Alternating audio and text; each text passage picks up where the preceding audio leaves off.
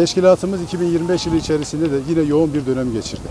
Bu yoğun dönem içerisinde özellikle canla başla çalışan arkadaşlarıma çok teşekkürlerimi arz ediyorum. Bu sezon yine Malatya'mızda depremin izlerini silerken yine maalesef üzücü birçok yangın ve trafik kazalarıyla baş başa kaldık. Özellikle orman bölgesi olarak gözüken Doğanyol ve Pötürge ilçelerimizde meydana gelen büyük orman yangınları bizleri derinden üzdü. Hamdolsun ki bu mücadeleyi veren arkadaşlarımızın sayesinde bu yangınları başarıyla söndürdük.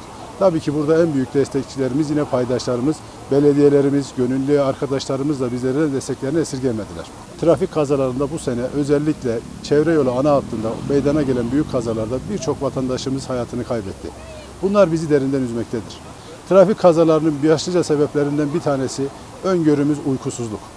Şehrimiz doğuyu batıya bağlayan bir aks üzerinde olduğu için doğunun ücra bir köşesinden çıkan vatandaşımız ya da batının ücra bir köşesinden çıkan vatandaşımız geldiği zaman Malatya bölgesi sınırları içerisinde yorgunlukla baş başa kalabiliyor ve bu yorgunluğunu dinlenerek geçirmektense kavuşurum edasıyla ailesine kavuşmak yerine tamamen ayrılmayı ya da tamamen ailesinden kopmayı sebep olan büyük kazalarla baş başa kalabiliyor. Lütfen araçlarımızı kullanırken, bir uzun yola çıkarken araç bakımlarını yapalım ve dinlenmeden, yorgunluk anında dinlenmeyi sağlamadan yollara devam etmeyelim. İtfaiye merkez alanımızda çocuklarımız için eğlence merkezlerimizi kurduk. Onların eğlenmesini, daha küçük yaşlarda yangının ne kadar riskli olduğunu öğrenmesini sağlamak için buradaki materyallerle, geziyle çocuklarımıza bunu işlemeye çalışıyoruz. Etkinliklerimize kullanmış olduğumuz malzemeleri tanıtmaya devam ediyoruz. Okullarımızı ziyaretle, iş yerlerimizi ziyaretlerle eğitimlere devam ediyoruz.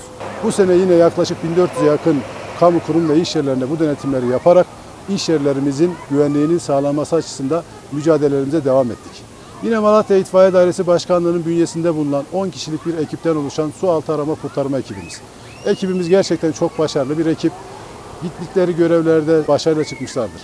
Ve belki de dünya tarihine geçeceğini düşündüğümüz bir olayla bu yine yaz döneminde meydana gelmiş olan bir boğulma vakasında yaklaşık 32 dakika sonra çıkarmış olduğumuz bir vatandaşımızın yaşaması, halen şu an hayatta olması bizleri umuda bağlamakta ve bu tarz olayların insanların yaşama noktasında bizim de ne kadar hızlı hareket etmemizin gerektiğini tekrar bize hatırlatmaktadır.